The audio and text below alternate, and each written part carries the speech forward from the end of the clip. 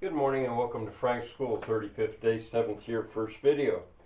Characters for the movie Resurrection, the wordless movie Resurrection. Well, we have Marion, we have Bryn, we have Festus. Yesterday I introduced Batch.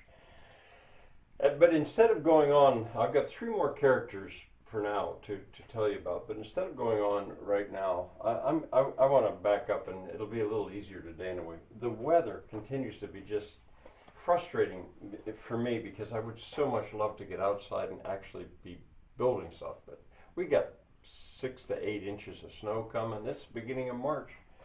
It just can't be done. So in a way, it works out. I'll just talk about things. I'm reminded of the various framed stories. Oh, I can't think of Boccaccio, maybe, where people were stuck together. They got nothing else to do, so they start telling stories. Decameron, I think, was the name of the one I'm thinking of now. All right, I want to say something about the entrances. I skipped it on. I said about Bryn, but not Festus. Festus should be carrying a very heavy backpack. In Portugal, and I'm going to say something about Portugal here. In Portugal, he would have to be basically bringing everything that a blacksmith would need to get started, except for an anvil. He'd have to have at least one very heavy hammer and a lighter hammer to be able to blacksmith at all.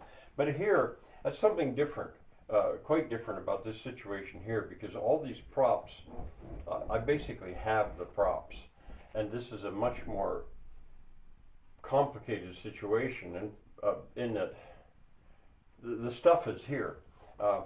Whereas, in the case of Chiqueiro in Portugal, where I first described this story, if you look at the playlist from about 3 years ago called Resurrection the Movie, I had an aldeia do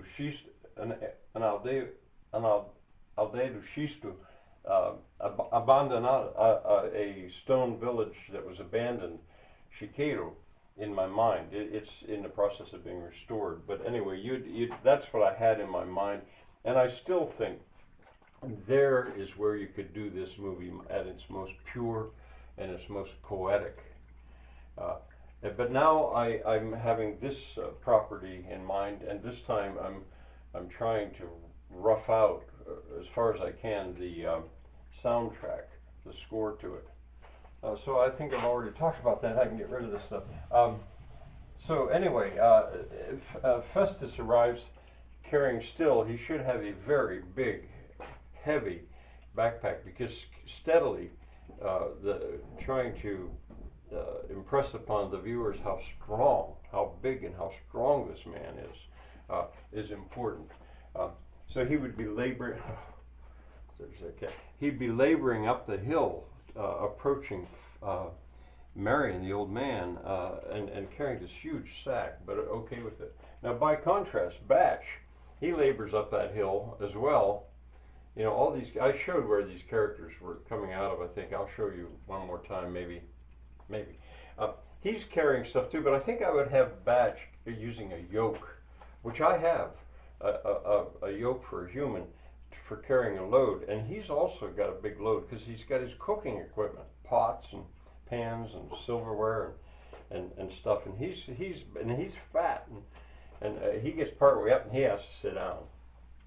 He has to sit down because he's all hot and sweated and winded, and at that point he assembles his instrument. There it is. He stops, and after he's got his breath a little bit, he make himself feel better. He assembles this instrument, which I described as a slide whistle and a whoopee cushion, and there's where hopefully we would get that humor.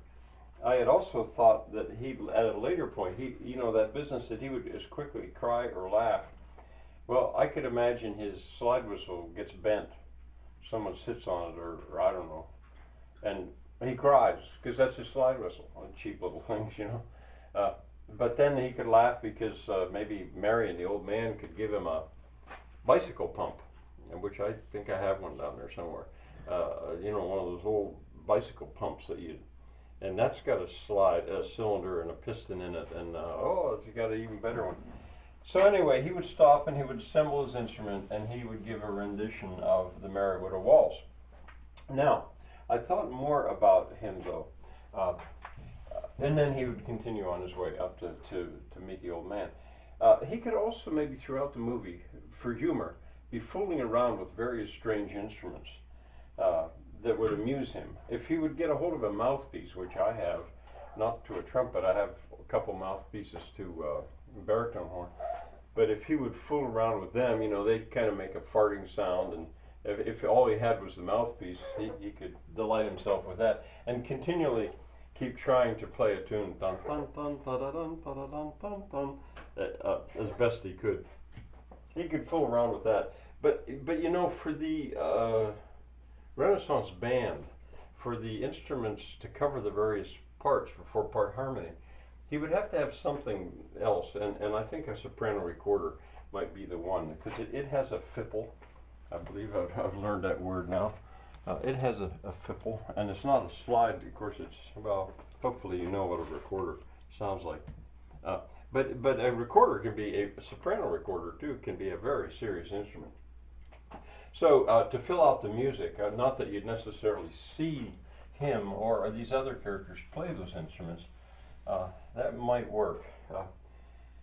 But that would give a lead into the coda. I had got this idea partly because Bill, the guy I talked about at the end of the video yesterday, my high school buddy, he was a trumpeter, which I thought was kind of ironic. In the high school band, he played trumpet. Kind of fit with what I said about him. And you know, the sort of the joke in a way would be, Batch could be steadily fooling around with this, but suddenly hit it right and play the announcement of the theme. I think it's the second Brandenburg Concerto in F, final movement. Bum, bum, bum, ba-da-dum, ba-da-dum, bum, bum, ba-da. One of the hardest things a trumpeter could ever play, but he could break into that, and that's needed in a way, or not needed, but could be used to announce the big surprise which is coming in the coda. It would have to be short, because the coda's music would be Cum Sancto Spiritu from the B minor Mass. All right, one other thing I'll say about this, kazoos is another sort of funny instrument, but people hum into them. He could fool around with them too. If you wanted to hear what kazoos sound like when serious music's being played on them, of course it's always funny. The Roberts family, if you would go online, it's fairly recent posts on YouTube. I think there's 5 of them of the same family. For Christmas they got these kazoos, and they sat down and they played one of the, Wacket auf ruft uns die Stimme. The Bach is from a cantata.